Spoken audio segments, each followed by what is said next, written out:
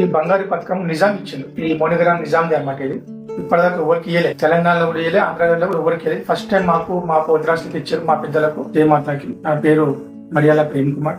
అయితే పోతరాజు వేషం మా వాళ్ళు వేస్తారో ఇదంతా ఏంటంటే, ముందుగా పాత బస్తీలో 1958 స్టార్టింగ్ మా పెద్ద చెప్పారు. అప్పటి నుంచి అందరికి ఒక వస్తాలు ఎరుపుల బాబాయ్. ఆ బాబాయ్కు 5 షాగిరథి శిష్యులు. ఆ శిష్యులు ఎవరు అంటే కాసుల పెంటయ్య, రాజయ్య, అమ్మాలి పెంటయ్య, మరియు జంగ్లయ్య, మరియు చెన్నయ్య. వీళ్ళు ఇరుపుల బాబాయ్కు 5 షాగిరథి.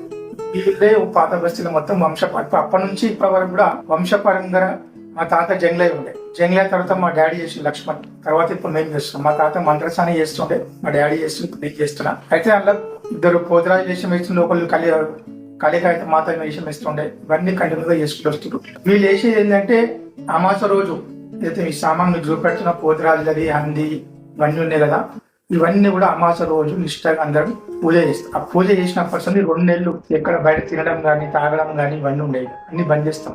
ఏదున్నా అమ్మవారి సేవల్నే నిమగ్నమై ఈ 2 నెలలు ఆషాఢం, శ్రావణం 2 నెలలు ఇది చేయడం జరుగుతుంది. మేము చేసేది ఏంటంటే మహంకాళి గుడి, అలజకోట్ల గుడి, నాంపల్లి ఏడుగుళ్ళు, బజార్గఢ్ ముత్తలమ్మ గుడి, కొమ్మట్కుంట కట్టమైసమ్మ గుడి, ఇవన్నీ కూడా మా పోతరాజులు కంటిన్యూగా వేషడం చేయడం జరుగుతుంది. ఇది ఆనవాయితీ వస్తుంది.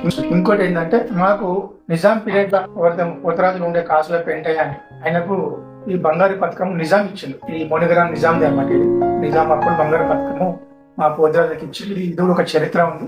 ఇప్పటిదాకా ఎవరికి ఇయ్యలేదు, తెలంగాణలో కూడా ఇయ్యలే, ఆంధ్రాలో కూడా ఎవరికి ఇయ్యలేదు. ఫస్ట్ టైం మాకు మా పోతరాజులకు ఇచ్చారు, మా పెద్దలకు. దాని తర్వాత ఈ చేతిలోకి వేసుకునికి సేఫ్టీ గురించి ఇలా తాయితలు నింపున్నాయి. 21 తాయితలు ఇవి ఉన్నాయి కదా, ఇలా తాయితలు ఉంటాయి కంటిన్యూగా. ఇలా తాయితలు నింపి దానికి సేఫ్టీ చేయడం జరుగుతుంది. ఏదంటే బోనాల పండుగ 2 నెలలు మా దగ్గర ఉంటాయి. తర్వాత నవరాత్రుల టైం పూజలనే ఉంటాయి.